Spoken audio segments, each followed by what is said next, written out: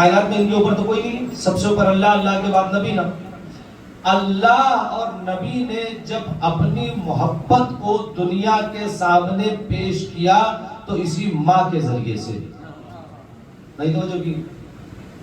جب اللہ نے اپنی محبت کو پیش کیا تو کہا 70 ماہوں سے زیادہ محبت کرتا ہوں۔ اللہ نے بھی یہی کہا ہے 70 ماہ، یعنی اپنی محبت کو بھی آپ تک پہنچایا ہے تو ماں کے ذریعے سے۔ پیغمبر کائنات میں عظیم ترین شخصیت ہے نا، لیکن جب محبت کی معراج پر پہنچے تو کہا فاطمہ تو ام ابیہا، فاطمہ اپنے باپ کی ماں کی طرح ہے۔ آپ دیکھیں کہ بار بار لفظ ام اور ماں کا استعمال کر کے پیغمبر ماں کی اہمیت کو بتانا چاہتے ہیں۔ اور آپ کو بتاؤں، روایت سناتا ہوں، بہت اہم ہے۔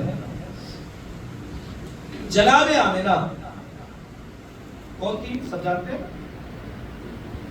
کون تھی جناب آمنہ؟ پیغمبر اکرم کی والدہ، پیغمبر اکرم کی والدہ۔ ان کی قبر جو ہے مکہ اور مکہ اور مدینے کے بیچ میں ہے۔ روایت یہ کہتی ہے کہ اکثر پیغمبر اکرم جاتے تھے، ماں کی قبر پہ بیٹھتے تھے اور 2 آنسو بہاتے تھے اور واپس آتے تھے۔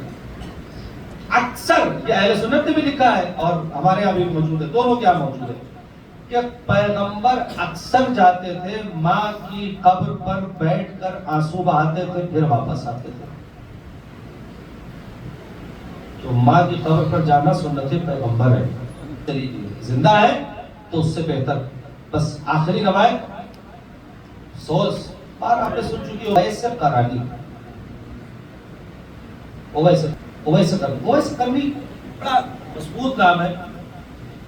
ایک دن اویس نے اپنی والدہ سے کہا اماں رسول کی زیارت کے لیے جانا ہے۔ کون ماں ہے جو منع کرے گی؟ اگر آپ ابھی جائیں اپنی والدہ سے کہیں میں زیارت پہ جانا چاہتا ہوں، کوئی منع کرے گی؟ کوئی ماں نہیں منع کرے گی۔ تو وہ ماں، لیکن گھر میں صرف 2 ہی آدمی ہیں، یا اویس یا اویس کی ماں، تیسرا کوئی نہیں ہے۔ ماں نے کہا ٹھیک ہے صبح میں چلے جاؤ۔ اویس نے سامان سفر تیار کیا کہ بالکل تڑکے صبح میں نکل جانا ہے۔